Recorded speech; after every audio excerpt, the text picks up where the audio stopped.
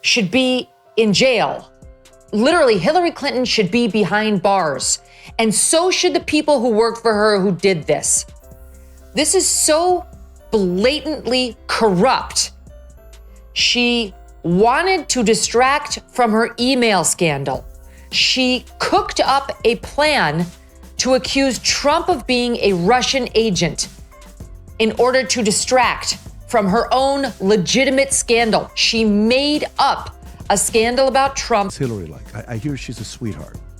Really? That's a joke, obviously, right? I'm being. That's I'm being oh my God! I just wanted to see a reaction. That's one person that's not a sweetheart. That's not a sweetheart. What was she like? She's very cynical and jaded. Cynical or jaded? So that means at one point she wasn't cynical and jaded. I probably wasn't alive then. But, so tell me what you mean by cynical and jaded. Very practiced, very choreographed, not genuine.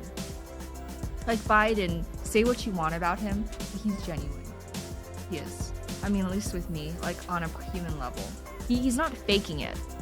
I mean, he faked his presidency, but he's not faking his human emotions. Kamala is a different story, but Hillary is just like almost... Hillary Clinton might have believed she'd penned the last chapter in the epic saga of American politics, only to have Megyn Kelly and Patrick Bet-David stroll in, armed like editors from a political thriller, red pens blazing and mercy nowhere in sight. What follows isn't just criticism, it's a masterclass in verbal combat laced with wit, anchored in hard facts, and dripping with razor-edged sarcasm. They slice through her carefully crafted legacy the way a hot mix slices through spin, merciless, unfiltered, and unapologetically bold. By the time the dust settles, all that lingers is the haunting refrain of Hillary's own question: what happened? Again?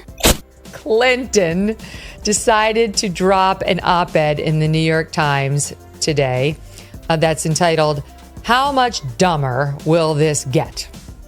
And she uses Signalgate and the messaging by Pete Hegseth and Mike Wallace and JD Vance and Tulsi and others on there as the jumping off point to talk about how dumb the Trump Benghazi story that they were doing with Hillary Clinton. Yeah. Benghazi, emails. Yeah.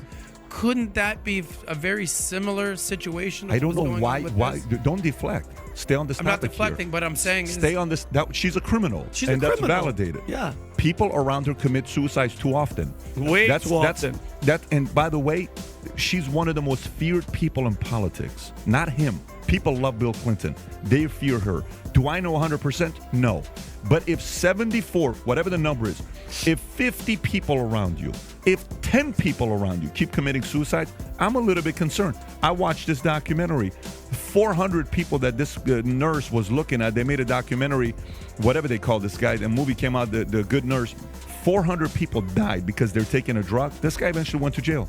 The difference between her is she controls all these political organizations, so she's not going to go into jail. If you're enjoying this video, don't forget to subscribe and tap the bell icon so you never miss a moment. It's almost poetic spending 4 relentless decades chasing the Oval Office, only to end up as the ultimate cautionary tale in political history, referenced in classrooms from Washington to, well, Neptune. Hillary Clinton has evolved from a political powerhouse into a case study in how ambition can derail spectacularly. She's less a public figure now and more a historical artifact sealed in metaphorical formaldehyde and filed beside dusty tomes titled, "How Not to Lose an Election with $1 Billion in Hand." Different ball game today than it was even 4 years ago, never mind 8 or 10 years ago when she was doing all this. And back to Hillary, you know, the whole, she has a hat she's tweeted herself out wearing, but her emails. She's tried to turn it into this ridiculous joke, like, oh, but the moon landing, like you nutcases who are still railing about this made up scandal, this thing that, you know, you've Megyn Kelly didn't just aim for the jugular, she went straight for the heartbeat of the delusion itself. In the hazy aftermath of the election, when denial hung in the air like thick smoke, Hillary seemed to decide that responsibility was a communal hobby and accountability was a burden reserved for the little people. Megyn didn't need acrobatics or exaggeration. She simply illuminated the one truth no spin doctor could bury. Hillary had been handed the gleaming keys to the political kingdom, yet somehow managed to swerve, full speed, into a blazing dumpster marked in bold letters. Emails, Libya, Goldman Sachs speeches. Now, we knew that Hillary sought to link Trump to Russia. That piece is not new. But the declassified appendix adds considerable new details, reports Schellenberger, which suggest that the Clinton plan was real and the FBI helped to cover it up. The CIA believed Russian intelligence memos, which analyzed hacked emails and alleged a Clinton plan to vilify Trump by linking him to Russia, were credible.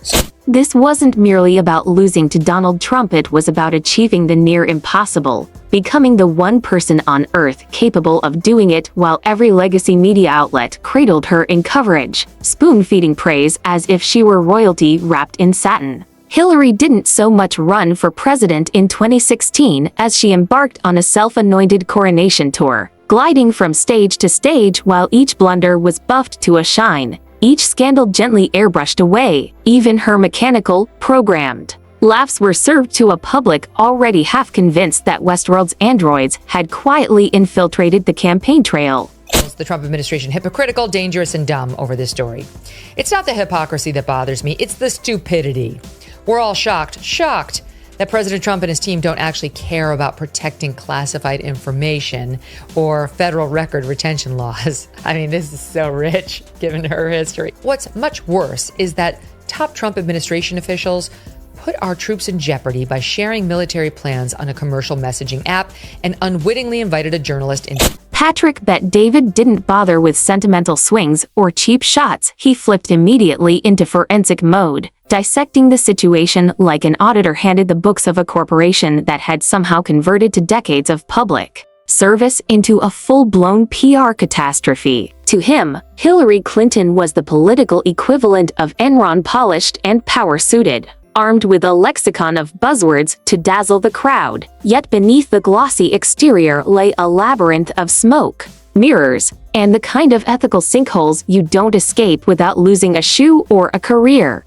10 people that at one point in my life were best friends. And prior to meeting me, they had never done cocaine before.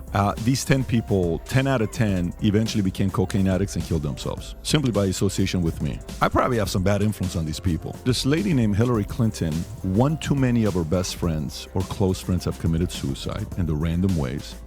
She is not the most trusted person, even by the left. She was supposed to be president. He didn't just recount events, he mapped out the blueprint. It began in the 1990s, when Hillary's political compass spun with the reckless energy of a Vegas roulette wheel, stopping wherever the odds seemed best. She wasn't laying the bricks of a lasting legacy. She was engineering a fortress of plausible deniability, each scandal-proof wall carefully measured. Her Senate run, less a love letter to the people of New York and more a strategic arsenal upgrade, the kind you'd expect from a Fortune 500 CEO polishing their profile before a high-stakes merger. By the time she claimed the role of Secretary of State, her foreign policy decisions felt less like calculated strategy and more like lobbing darts in a blackout, hoping one might stick. Benghazi wasn't merely a tragedy, it was a blinking neon billboard screaming, "This might not be the person you trust with the nuclear codes." Yet Hillary swept it aside with the breezy arrogance of someone who'd never truly been cornered. Meghan refused to let that slide. She spotlighted the absurdity of a self-proclaimed champion for women's rights who simultaneously helped maintain a political machine that steamrolled over accusers like they were just bad press. This wasn't hidden hypocrisy, it came with a name tag, a podium, and catered fundraisers. She puts out this tweet, and it's a picture of her, a much younger Hillary, and the caption on the hat reads, "But her emails." And she writes in her tweet, "Bringing this back in light of recent news. Get a limited edition But Her Emails hat and support Onward Together groups working to strengthen our democracy." The nerve. Hillary Clinton had become the living, breathing embodiment of rules for thee. But not for me, and Meghan wasn't about to let a single atom of that irony slip past unnoticed. Then came the now infamous private server, a gleaming monument to political hubris, and selective accountability. Hillary treated cybersecurity laws like polite suggestions, the kind of speed limits you roll past on an empty country road, certain they don't apply to you. Patrick tore into that scandal with the precision of a Silicon Valley whistleblower reading a lawsuit line by line. Sensitive government communications top level, national security material parked on a bathroom server as if it were a Pinterest mood board. If a rookie ID intern tried that, they'd be banished to troubleshooting vape shop Wi-Fi before lunch. But Hillary? She got a press conference and a collective shrug.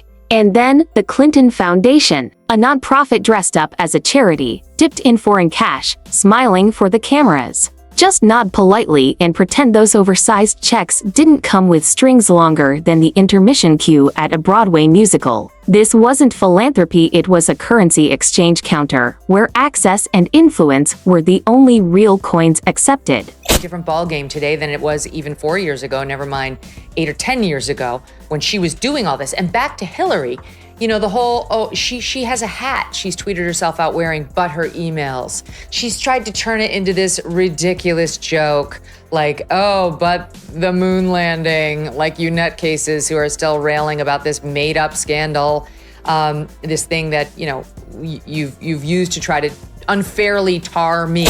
Patrick wasn't dazzled, he did the math. The numbers told their own story. Speeches priced like Super Bowl ad slots. Donations landing with the precision of a Swiss watch.